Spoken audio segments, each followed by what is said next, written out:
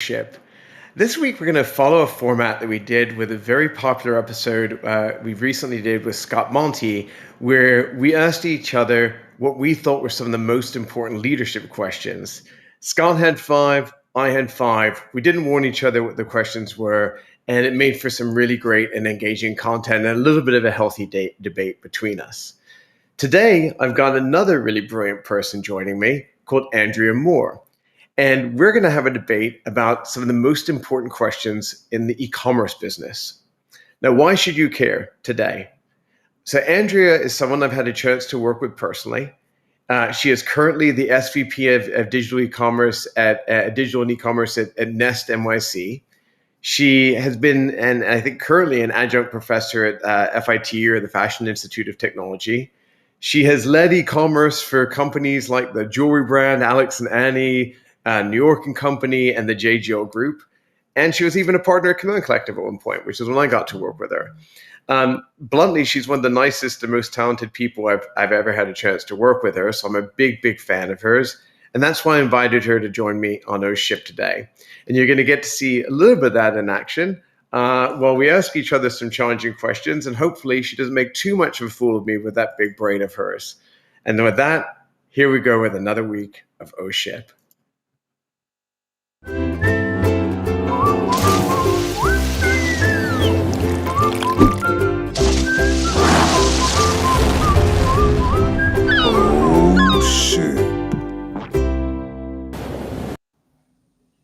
Andrea, welcome to the show. How are you? Hey, Freddie. Good to see you.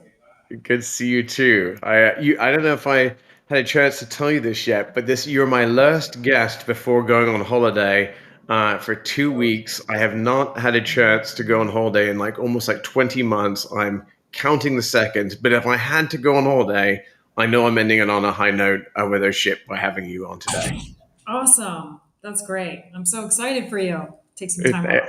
yeah, it's definitely do. In fact, if I remember correctly, and I don't like using the pandemic or the C word on those ship because it always gets us in trouble with the advertisers. But if I remember correctly, the last time I got to travel, I think you and I were together in New York. So it's going to be fun to get out there and get moving around again. Yeah, Um, absolutely. yeah, Andrea, I gave a little bit of an overview of your background and experience in the show, and in the intro show, I hope I did you justice. Anything you want to add about, maybe some of the things you're passionate about, a little bit more around your e-com experience?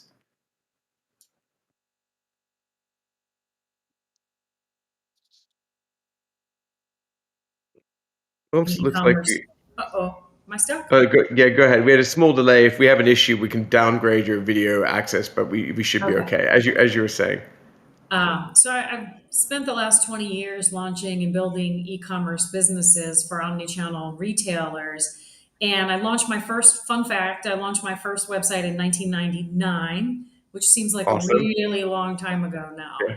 Um, And I guess what I would say is some things are totally the same as they were then, and yet so many things are radically different. So it's been actually really amazing to be kind of on the journey for so long and to have kind of seen how things have changed over time. So that's Big time. And, that and keeps I me think, busy.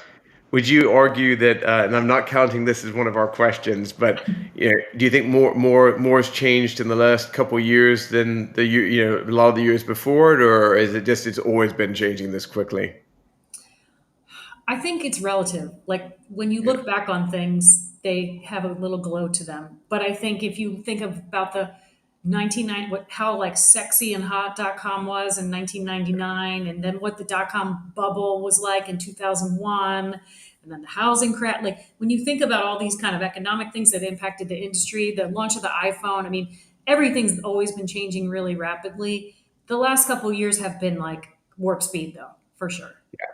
Yeah, agreed. Well, I'm sure we're going to get into some of that today. Just to reiterate the premise for those of you who may have just tuned in. So, Andrew and I have prepared a list of questions. We are, have not shared them in advance. We wanted to, kind of catch each other in the moment and see what kind of answers we came up with. And we're going to ask each other 5 questions each that we think are really important questions that if you're entering the e-commerce space, whether you're a leader in the marketing world, whether you're an entrepreneur, you're a business owner, you're an investor, we think that there's going to be some great nuggets of wisdom and learning here for you.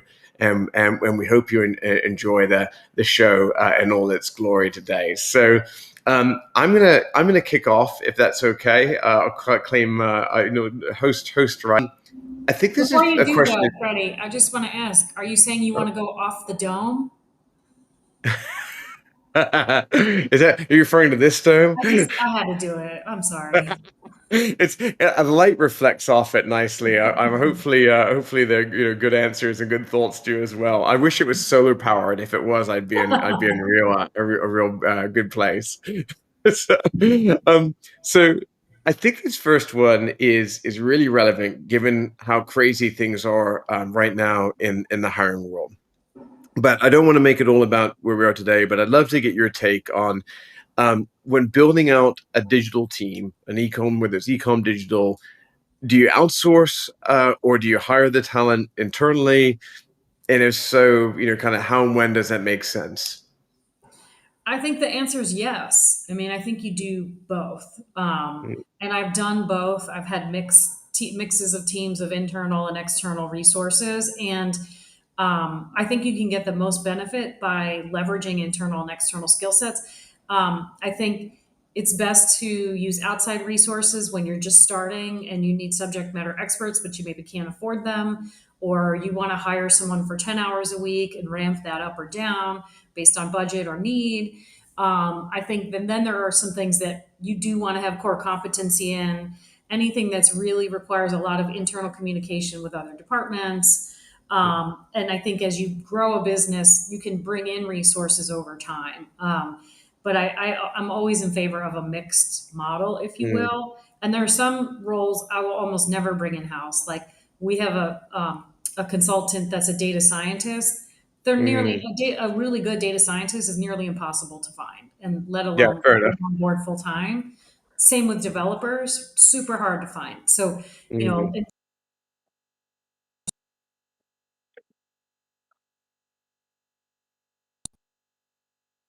Well, one consideration to think about. Well, it looks like Andrea's got a small glitch in the internet, the matrix there. Um, the types of people that I think people are trying to build out in these teams right now. What's tricky, I used to see a lot of people want to outsource. I even saw this with people doing this with Chameleon Collective, where they were in more challenging geographies, let's call it. So they're, middle America companies, they're in Kansas or whatever, and they didn't feel that they could access the digital talent they wanted. And then because there was this mindset of hiring locally, um, I guess that's one of the really interesting things that's also happened now is that if you do want to hire, where people maybe were outsourcing, I wonder how much more the in-housing trend has kind of shifted because you're like, well, now it's just talent without borders. And right, so it doesn't even matter where you're at anymore. And that maybe that's why it's so hard to find great people right now because people are saying, well, screw it. It doesn't matter where you are. And we'll throw you a right. bunch of money if you'll come work for us. Yeah, I mean, it's a applicant's market right now. Like if you're Mm, the talent, it's your market, and it happens very rarely. But I do think good people are always in demand. mm, And the geography thing is interesting because we're based in New York City and we've had people who move to other geographies. Usually it's the reverse. People are moving here for a role and here they're moving to other places. So I think it really democratizes hiring and allows you mm, to really get the best people for the best role, regardless of where they are. And I think we'll see that continue and also probably move into more international skill sets and roles too. mm. Because again, people can work from anywhere. So Yeah, big time. Well, you're up. What have you got for me? let's see. Let me ask you. Okay, let me look at my list here. What do you think is more important, a retailer's Oh, hold on.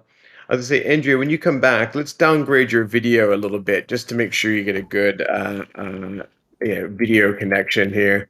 Can you make sure? So, can you repeat that question and then change your video while you're talking? Yeah, I'm doing that now. So, what do you think is more important, a retailer's own.com or marketplaces like Amazon, Walmart, Oh, okay, that's a eBay? good one. I like that. So this is an interesting challenge that I hear a lot of our clients talk about. I've been obviously ran my own fair share of e-com businesses over the years. Whether it was a Bugaboo or Backyard Discovery or Nixon, the watch brand, and of course the CEO and the CFO keep trying to push you to the .com because they think that there's a perceived sense that the margins are much better there because of the fees, I guess the lack of fees. But what I'm finding is that, frankly, as aspirational as people want to have, their own kind of, you know, giant.com and have clients, route through all that, clients are always going to pick the path of least resistance, and they're going to lean towards the marketplaces. I don't want to use myself as a sample size of one, but I definitely find that I find myself going back to Amazon very frequently just to do all my orders, just because it's so easy and integrated. I think that as business owners and as entrepreneurs and as leaders, we need to be able to separate our kind of aspirational needs and thinking through a customer first mentality. And the reality is, it is more convenient for the customers in most cases, unless the brand can offer a better experience, to just go through the marketplaces. Most of the businesses that I'm seeing now, the marketplace business is larger than the .com factor in some cases by a factor of 10 or more. So even though you think that maybe the outside perception is like our .com should be where it's at, again, unless you can offer that better experience, I think that you have to nail your marketplaces because they're going to be absolutely one of your biggest revenue channels. Yeah, and I think it's such a big discovery tool for brands Mm, also. It's very hard to compete with Prime. And, even a few years ago, I would have said, I don't know if you should be on Amazon. It might be brand erosive. It might hurt your margins in your regular business.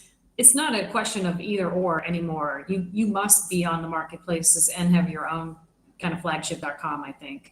You really have to. Something quite literally last night, I was shopping for a hiking backpack for cameras, and I'm not going to name check the brand, but they were selling the main backpack on Amazon. It was the same price. They had price parity with their .com, but you couldn't buy any of the accessories on Amazon. And I couldn't decide if this was a feature or a flaw. You know what I mean? Like, had they done this to try and drive people .com, because people were mentioning it in the Q&A in the comments section, or if they just hadn't really got their Amazon act together. If you had to guess, would you say that they trying somehow to push people to the .com? Because I did end up ordering on the .com in the end because I wanted these accessories and I wanted it all come through one thing.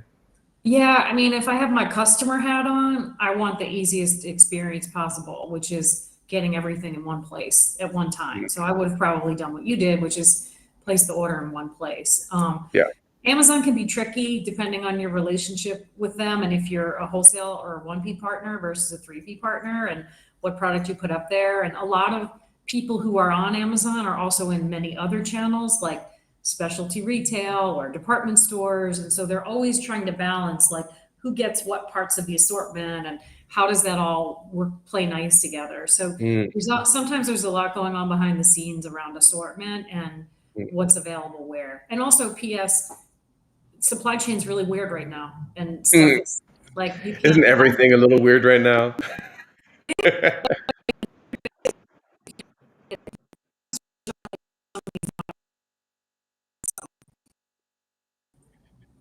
So I'm gonna change gears here for a second.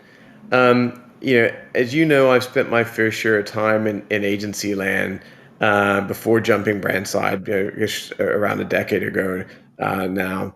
Um, I don't believe you've ever been on the agency side, and I'd love to know from your standpoint, how do you get the most out of your agency relationships?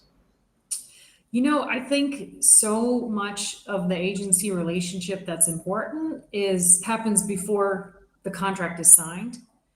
in the getting to know you phase and the RFP phase and that conversational phase about how we'll work together.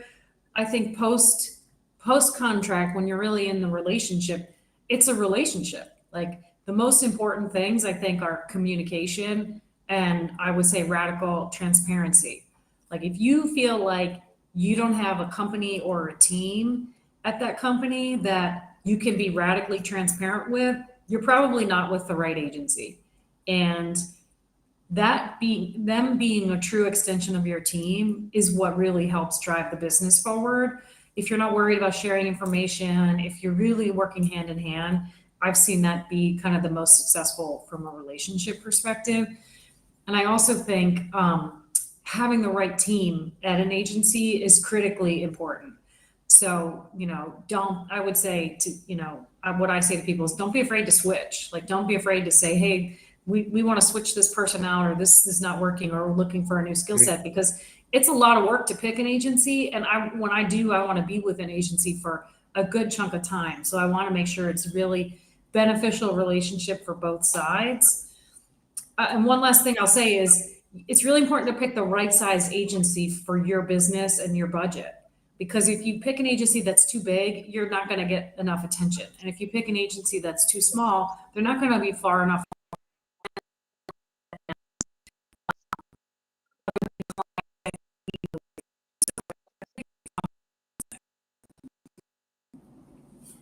Yeah, Andrea, can you repeat that last part again? You kind of cut off, and I want to make sure I got that sound bite. I'm sorry. Yeah, no I was problem. saying, It wouldn't be a what ship was if it? we didn't deal with the internet issues as they came up. Oh, ship. I know. Comcast and I are going to have a word after this. um, what I was saying was, I think you have to find the right agency for your size, company, and budget so that you're getting the right focus. If the agency's too big, you're not going to have enough attention. If it's too small, they're not going to be enough of forward thinking and have kind of other bigger businesses leading the way. Yeah.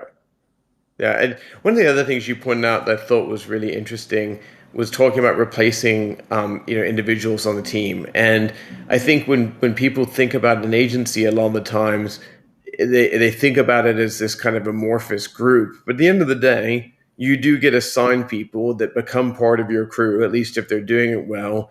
And I think it's important to know those people and not just have a relationship with just the account manager, because then I think you don't really know who's on the team. You don't have the continuity, and I think you should, the client, pick agencies that want you to have relationships with their people. They're kind of keeping it all behind some kind of Wizard of Oz like veil. I don't think that's in the best interest of you or your business. So, um, okay, well, what do you got for me? I have a question for you. So, there's a lot of bells and whistles out there for running a digital business. I mean, what do you think is kind of the most important, maybe newer tactic out there? And what do you think is something that's been really underutilized? Oh, okay. That's a good one. I feel like there's obviously when you kind of go into war in the e-commerce space, there's all the go-to tactics that people should are table stakes. You got to be great at them. You need to be great at SEO. You need to be great at email. You need to absolutely be great at paid media channels and really optimizing them. Um, where an area that I think people talk about, but they don't really leverage a lot is about basically A/B testing and conversion rate optimization, really optimizing down at the page level. I think that of course, a lot of the big players go do this, and they've got these multi-million-dollar e-commerce businesses. They'll have these teams that are out there just constantly optimizing around that. But most smaller businesses, they go, "Hey, we built a website," and they do it, and that's the end of the journey. They do it, they build it, it's done. They move on, and they think it's like I made this thing and I'm done. But if right now the big trend that I'm seeing, and I'm sure you're seeing as well, is media costs are rising. It's getting more and more expensive to get customers back, into your site. And if those costs are rising and there doesn't seem to be anything we can do about that trend, then what they need to do is extract more out of every person you can get to the site. And that comes down to conversion rate optimization. So there are a lot of tools out there that will allow you to do A/B testing. For anyone out there who's watching this who doesn't know what I'm talking about, that is, effectively sending traffic to a website, a landing page for a product, and you've got a script that effectively shows multiple variations of that same landing page. Maybe between the two pages, you've put a price up here, you've moved the image around, you've changed the headline, you've changed some copy, whatever it may be, and you're serving these things up in almost at the same time, so that you can reduce the number of variables that might cause the statistical analysis to go off. And you can say, man, that change we made right here, that's eking out an extra 6% or 3% or even 1% of more conversions over a period of time. And I think that the more sophisticated your e-commerce business gets, the more important it becomes that these tiny little incremental wins are what win your business. And again, people talk about this a lot, and a lot of people seem to be aware of this. But if you ask me what's underutilized, I would say it's that they talk the talk, but they don't back it up and actually put this into play. And I think it's something that a lot more people need to get really really serious about. Would any reactions to that? Yeah, I would agree with, the media I think we've all been sort of, I hate to say it, but kind of fat, dumb, and happy acquiring customers really inexpensively for the past few years. And that is coming to a screeching halt. And we've got to kind of go back to old time values of really taking care of our existing customers and nurturing that second or third purchase. And I do think that's where CRO, conversion rate optimization, comes into play. I think the reason why people want to do it and don't do it is because it's maybe not as easy as they wish it were. And I it totally requires, agree with that. It's definitely they start going down the path, and then it's like they realize that they run into tech issues, or they don't know how to right. implement it, They have to create too or they many don't know how to versions do of tests stuff. properly. Yeah. Yeah, totally agree. Yeah, I think it comes down to resources, creative resources, and also marketing resources who can really assess and evaluate what's happening. And I think you should get a really good tech partner to help you implement that and run it alongside you, at least for a while until you feel confident in doing it. And I think with A/B testing, you kind of have to take some big swings. If you kind of, you can tweak minor things. If you're a massive website with lots of traffic, you can tweak the color of buttons and the positioning, and that stuff can matter. But if you start by taking some big swings, improving the value to the organization of doing it, I think you can get a lot more traction and go a lot faster after that. So, Good advice. Um, and I I guess I was going to ask you, but I want to be conscious of time, and I know we've got a lot of other questions you want to get through. So I'm going to ask you. I'm going to ask you after the show. So putting you on the spot now, you actually were going to ask me what you thought was some of the new up and coming tactics, and yeah. I intentionally left that out of my answer because that was exactly what I was about to ask you. So Yeah. I'd love to know, when you think about e-commerce strategies specifically for 2022. So coming up next year, we kind Right. of alluded at the beginning of the show that a lot was changing right now, and things were maybe accelerating or changing. Mhm. But I'd love to see what you think will be the most important strategies for next year. Well, definitely along the lines of engagement, I think SMS is by far Mm. the most critically important thing. It used to not be that cool. People weren't really that interested in it. We've seen a massive migration towards SMS from email. Email is still like number one killer app for communicating with people and big driver of traffic and revenue for websites, right? But SMS is kind of really coming along, and that's how they want to interact. They want to know when their product is shipping. They want to know when it's being delivered. They want to reach out to a customer service associate. They want to get messages about what's going on promotionally and all of that through SMS. And I think it's kind of like this land grab to capture SMS addresses. I think that's one of the most important things for 2022. Um, Second most important thing I would say, back to media, rising media costs, is figuring out how to diversify your market mix beyond Facebook and Instagram and Google. You've got to be testing into smaller other marketplaces and opportunities. Um, to really offset your reliance on Facebook and Instagram, and also to help offset the costs rising there. So, um, I get follow-ups on that. So the mobile one is something I've been really interested in for a while. I happen to be a big fan of Attentive as a platform, and been lucky enough to actually be an advisor for them. So I really love the space. I've been watching it for a while now. Um, I think it's interesting when you think about, let's say, last year, because I think this has been a growing trend, even with people not being out and about as much. Mobile's still where it's at, in terms of, I think, shifting sands in terms of um, people kind of shifting that platform.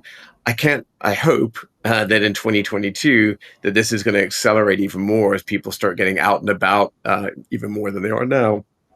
Because I do think that there's an on the go kind of obviously mentality that comes along with your mobile phone.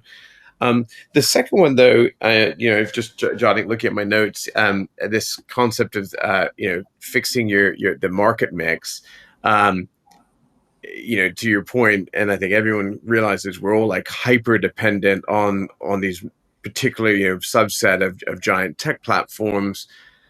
I guess I'm going to ask about everyone's favorite in the news lately with Facebook.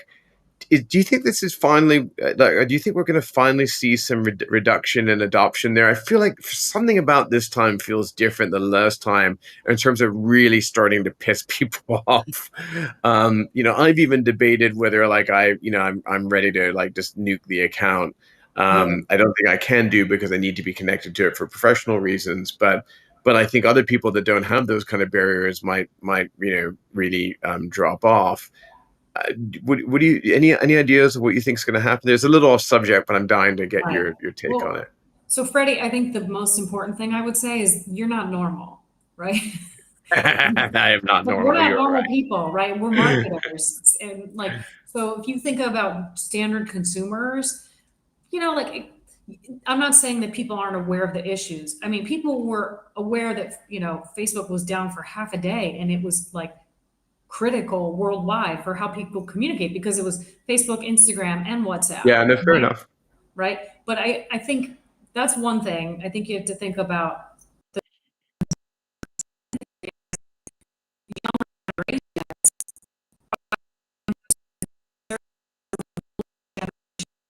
platforms. So it's, as marketers, it's constantly about, where's the puck going, and when is your consumer there, right? So TikTok for I was sure gonna is say, if I had to pick one hugely, place where I'd start moving money, I think right, TikTok is awesome. for sure. And like a year or two ago, I would have maybe said a 35 plus customer is probably not there. Well, guess what? They're there. So I think it's these things, talking about things moving more quickly, like these kinds of things are moving a lot more quickly. So I think it's going to be fascinating to watch. I think it's such a big part of the economy now that I don't think it can just, go away. But will people change their interest level? Possibly. Yeah, I think agreed. what also will happen is the big giants aren't going to be able to snap up other companies as much, because there's a lot of focus on antitrust. So that those independent companies are either going to be bought by other players or going to be more independent for longer. So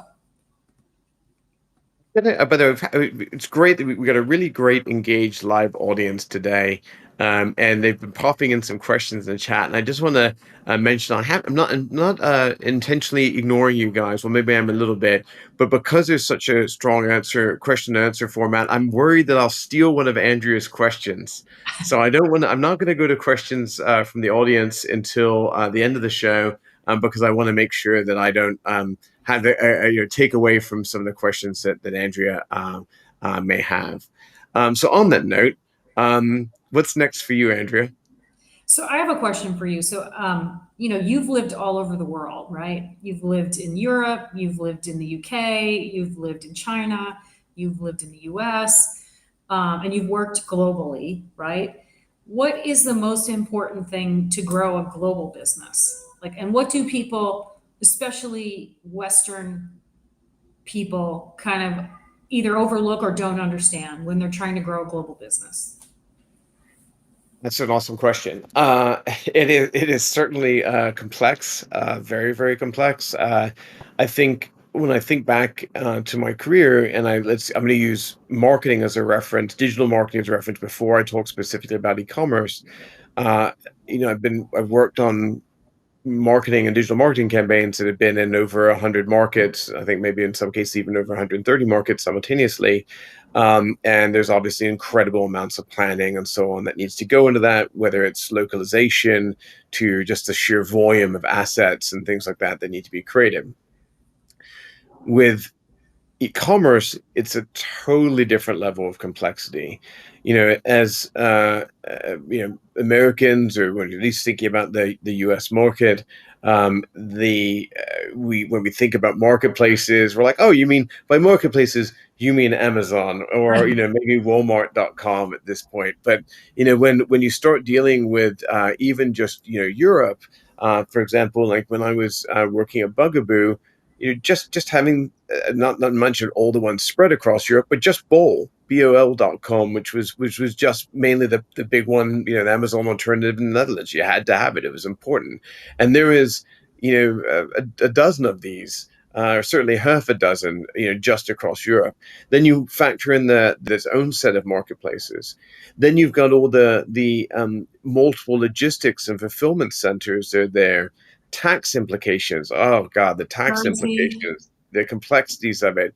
This is not for the faint of heart. I mean, it's a really complicated approach. I think what's really changed over the last couple of years, or that they're just kind of like how there's technology that's made e-commerce a lot easier for people, or media management and marketing a lot easier for folks, whether it's I mean, hell, even just looking at something like a Shopify that just made it easy to launch an e-commerce platform for a lot of folks.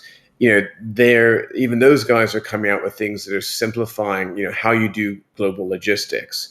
um, I've talked to businesses out there that their whole strategy is about building brands and spreading them across markets and taking the playbook and repeating it. And their secret sauce is understanding how to attack these different markets, how to deal with the compliance laws, how to deal with, I mean, how just even working with GDPR when it deals to Europe.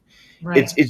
it's just a very complex business. And so where this gets particularly challenging isn't just the knowledge that's needed and the operational know-how, but there are major cost implications for all of this. And when you are breaking into a new market and you haven't got revenue there yet, uh, trying to go do that kind of stuff and absorbing the cost of the learnings and everything that goes along with that until that's a market that generates enough revenue to make it worth it is also a pain point.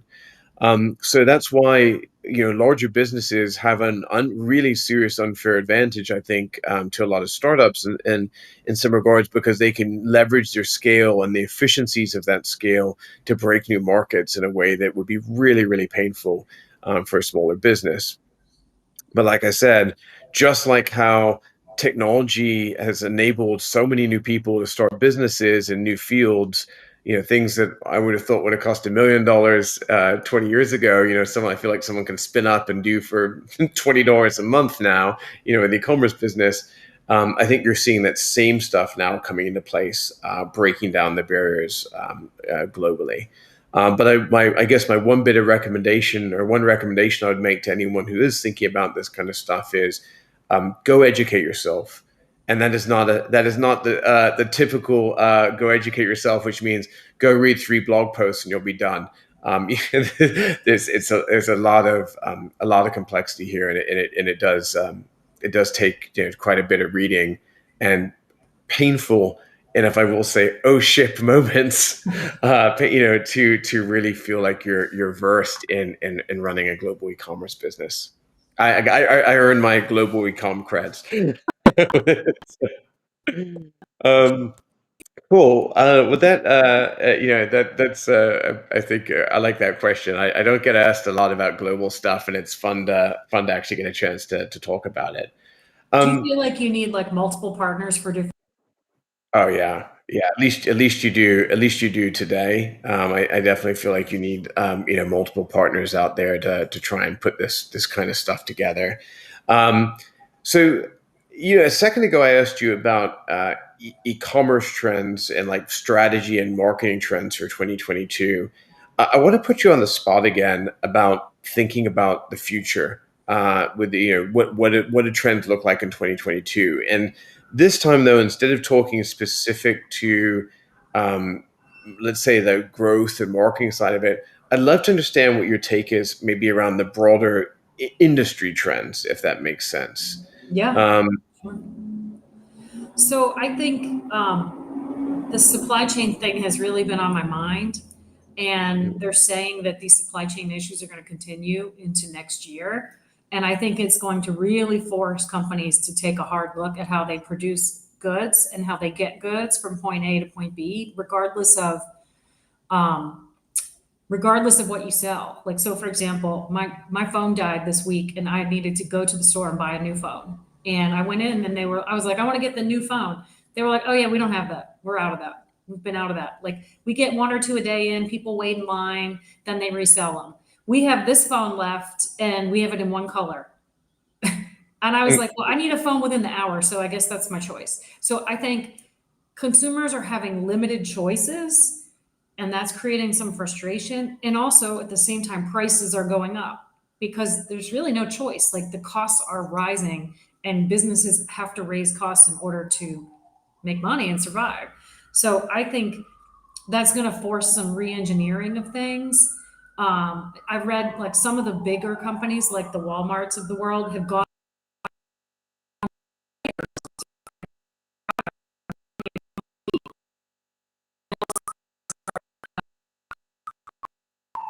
what's the word? White labeling that for other people.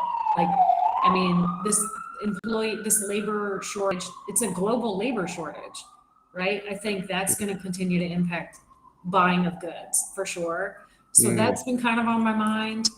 Um, Also, I think this globalization, I think, is going to become even more important as this happens. mm, So I think those kind of things. And also, I think really this whole marketing mix thing is really going to be continue to keep us all on our toes. And I think even though I said we're not normal people, I think the privacy things that are happening are a long time coming and are really needed in terms of the iOS 14 update from Apple this year, which allows Apple to control customer data, but in a nutshell, and also protect consumers' privacy by not allowing apps to track who you are and what's happening. It really muddies the water when you're trying to understand what's working from a performance marketing perspective. Cookie deprecation is coming in a couple of years. I think as a consumer, those privacy things have been needed and have been a long time coming. As a marketer, it's going to force us to be, really think differently about how we work. So, I do worry that the implications of this stuff, it's making some of the acquisition channels that marketers have used for well, it's making them pretty unsustainable.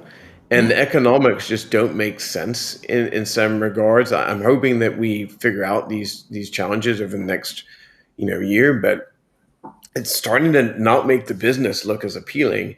And there is a chance that the cost implications of that will get passed down to consumers, and there will be a literal price to pay yeah, for this balance that is maybe not been balanced very well around privacy and making it easier to reach customers. So I'm also worried that I believe in consumer privacy, but mainly because there are bad actors out there. But instead of kind of throwing the baby out with the bathwater, I wish they had found a way to not punish the good actors in marketing right. along with everyone else, because I think it's really hurting people's ability to do business. I'm a human first, but I'm also a capitalist and I'm an entrepreneur, and I respect what it means to try and run a business. It's just a shame when all the yahoos ruin it for the rest of us, as usual, by the way. So, Right. It's really true. And I think it's a good point. Like, we have benefited from lower costs as a result of all this ability on the marketing side of things. So it will be interesting to see what happens there. I think it's a really good point. Like, what's the price of this increased privacy? You know, Yeah. so Um, interesting. so I think that is that over to you? Yeah, Yeah, I I think think it's it's over my to turn. you. So I have a good one. So you have been, without, by definition, wildly successful in your career in big I've had my companies. fair share of flops. Yes, But but you've been also super successful in big thank companies you. as an entrepreneur, running Chameleon Collective, which is really massive business now. And um, we, as leaders, we focus a lot on the wins, but sometimes we learn the most from the losses.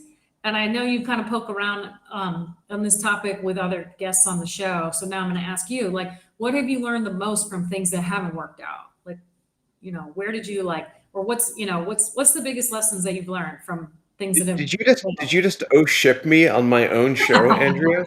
gotcha. Okay. I'm gonna roll with this. I was not expecting that. That's a good. Are we Well, you see saying how I set it specific? up about how successful you've been, though, first? I laid it out, though.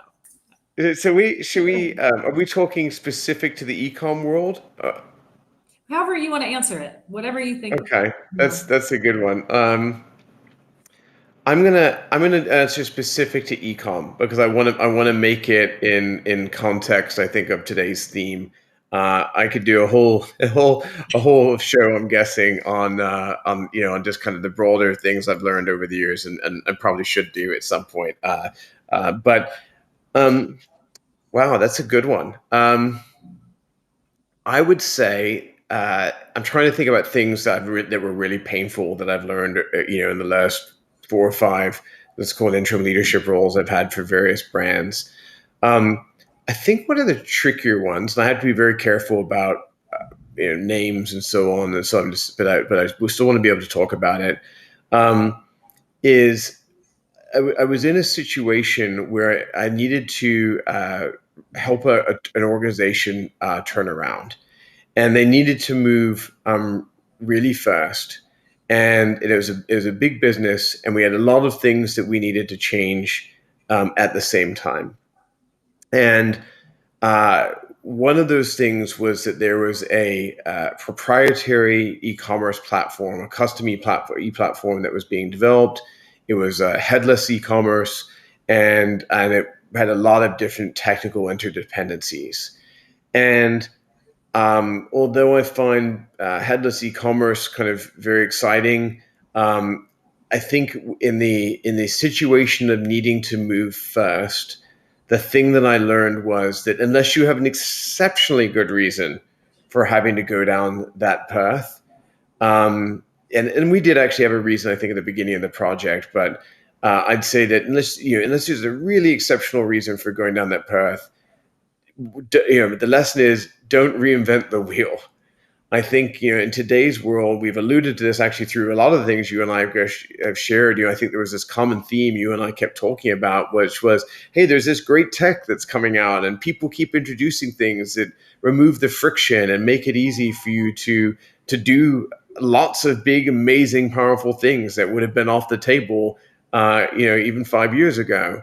And so, I guess my lesson is, if you're trying to move fast and you have a lot of things that you need to get done, don't get distracted by trying to reinvent the wheel. In hindsight, using my own advice even earlier for underutilized tactics, if I had taken that time and reapplied it away from going down the kind of a rabbit hole on some custom technology and said, let's figure out a way to make this work with as much off the shelf stuff as we can. And then all of that extra resource and time and effort that we had, let's apply that into optimization, whether it's landing page optimization, media, money, general growth. I think it would have been time better well spent. Um, and I could tell you, if I ever run into a similar situation like that again, it was seared into my brain. To learn from that. And I promise, I love technology and I love innovation. It's easy to get sucked down these paths, but it's not the right play unless there's truly extraordinarily circumstances, in my opinion. Um, so now that since I had to be honest, you since you just shipped me on my own show, I'm gonna have to inverse the question now. So, what's the biggest thing you've learned specific to e-commerce? Because I want to keep it in Mhm. theme. What's the biggest lesson you've learned from a failure in the e-commerce world throughout your career? Mine is a little bit similar to yours. And I think, it was again, not really going to get too specific or name names, but it was a massive tech project, multiple vendors, lots of internal and external resources, big price tag, short window, like really too tight of a window to really execute. And um, I think the biggest mistake I made was accepting the mission up front. Like I should have said, hey, like let's take a step back and see if this is really even doable and what are the real milestones and what are we gonna hope to achieve.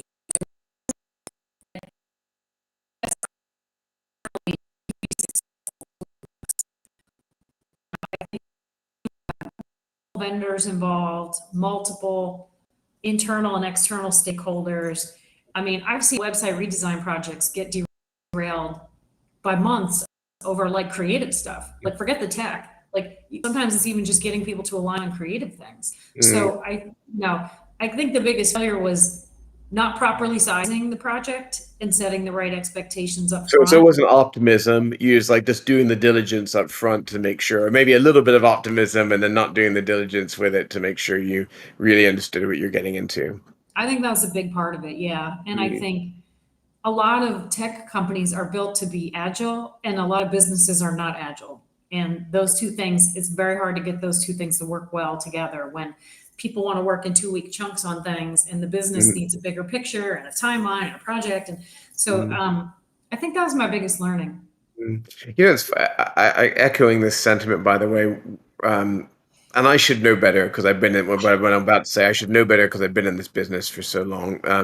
But we've got an internal project that we've been working on right now, and I fully committed myself this time to not letting anyone even think about laying a lick of code down until we had not done some wireframes, but and a massive fully clickable prototype of the entire project. And we've spent 5 months on the design, and I think clients and brands and internal teams, that kind of freaks them out, but I'm absolutely convinced that we've shaved an equal amount of months off the dev, Right. and I can promise you that the design costs, one Right. third of what we're spending on the dev. So although you can almost like spend as much or even more time on the design, because what happens in these big businesses that that you build it and then half the time they don't show it, and then the CEO or whoever comes in and goes, ah, I don't like this bit and change it. And you're like, they don't understand the implications of that. And so it's sometimes painful to feel like you're not building or creating these things. But man, at least by the time you do start coding and developing and things like that, everyone really understands what they're getting into. And like I said, I should have known better, but I'm very much I feel like Yeah. I'm living a little bit of one of your lessons right now, and it's an Yeah. echoing that it's the right to do it. You got to think these things through and make sure you understand the mission. And you're not setting your people up for failure too, which is Right. also super. Right. And also, like, you assume a project's maybe going to be 20, 25% longer and over budget, right? Yeah. Like, you just kind of know mentally. But once you start to get beyond that, now you're starting to be like, should we be scrapping this? Then already invested money. Like, it just gets so complicated. So I think more time up front, the planning part is so critical. Yeah, that's good. So, I want to be conscious of time. This has been such a great chat. You and I could have sat and talked about this for 2 hours. But I'm throwing out one of my questions because I wasn't expecting you to sideswipe me with my own theme of the show. So I'm glad I got to ask you that question back. We promised everyone we go through 10 questions. I think we've got one left, and I think that's you. My turn. All right. So if you are like new to the market or a smaller kind of business, you don't have unlimited money and resources. What's the most important one or two things that you should be investing in 2022? We're talking like a sub $1 million kind of startup. I would say under 10 million. Anything under 10 million is kind of small, right? For me, SEO, SEO, SEO all day long. You know, it's like media is expensive, and SEO doesn't give you it. Most people don't have the patience for SEO. So, you know, they launch something and they want this quick wins, and you get, especially an entrepreneur or startup founder, is like, yeah, I built this thing. I want everyone to see it, and they want to spend that money and get that fix, you know, quick fix of some traffic and get some people Right. on the site. But nailing SEO is where it's at. I mean, I can speak firsthand for a small business that and, you know, been running as kind of a side hustle. Yes, I don't know. People hear I say I have a side hustle. Like, when is this man sleeping? But yes, I have side hustles, and you know, we spent time on getting the SEO right, and the company is, you know, 800-900% up, and that doesn't cost us anything. There's no media cost. You know, we can, you know, you can go and you obviously want to get your paid channels right, but we're using the revenue that we generated from nailing search engine optimization to fund the paid media, which is a further accelerating the growth. And I think some people, when you say SEO, they kind of like haphazardly do it, or they think they've thrown some keywords in there. They're not really doing it right. um, you know, whether that's optimizing an incredible keyword strategy on a marketplace like Amazon, and there's a whole game to that. And you know, to the same thing with web. This is the quickest way to kind of cut out some of your competition, or just make sure you're pervasive. And you did say the word game earlier. It could be fun.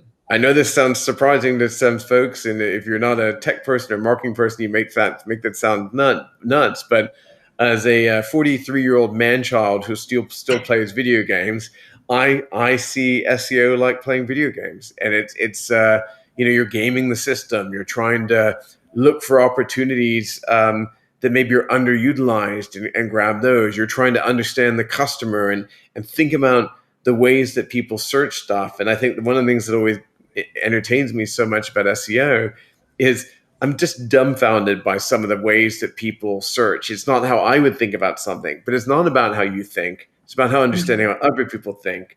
And if you can game that really well, even as a really small player, I think in most cases, unless you're in a super competitive industry, let's say like insurance, that I think, you know, is one of the hardest industries in the world to you know, succeed at, because there's so many good A grade players in it. But if you're in a smaller industry and you've got a more of a niche, I think there's still exceptional opportunities to come out there and use SEO to rank without spending a dime. And you know what? If you're an entrepreneur and you're not even tech savvy, you don't have to be a programmer to teach yourself SEO. You can go out there, you can read some blog posts about it. I'm not, you know, I'm technical, but I'm not a coder anymore.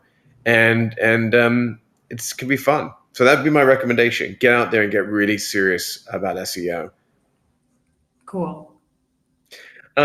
This is great, Andrea. I loved your questions. I thought this is. I hope I gave answers that satisfied you. I really loved hearing your take on everything. For all of the people in the chat, we had a really active number of questions being asked today. I'm sorry I didn't get to your questions, but we're so thankful that you did tune in. I just want to be conscious of the episode length for today. Andrea, thanks again. You know, for participating. If people want to check out Nest NYC, I believe is nestnyc.com, correct? That's newyork.com. Yeah, I spelled it. nestnewyork.com. My apologies. Speaking of And SEO. are you on Twitter or any place else that you'd love for people to check you out? LinkedIn. I'm not really so into Twitter, but you can find me on Yeah, I'm LinkedIn. with you. Yeah, I'm kind of over. I'm over my Twitter love affair. Well, feel free to look Andrea up on LinkedIn, and she's always sharing interesting things there. So good place to connect with her. And for those of you watching or listening through our audio podcast, thank you again for tuning in to Oh Ship. It really means the world to us. The best thing you can do to support the show is give us a like, follow, tell your friends to check out oshipshow.com, where you can see links to all of the different places we're live streaming, or getting quick access to any of the different podcast platforms that we now distribute our content on. Um, we hope to see you back on our next episode. We're going to take a quick brief break while I take a holiday, but I look forward to seeing you on the other side of that, where I will be refreshed and relaxed. Andrea, thank you again for your time, and thanks everyone for watching OSHIP.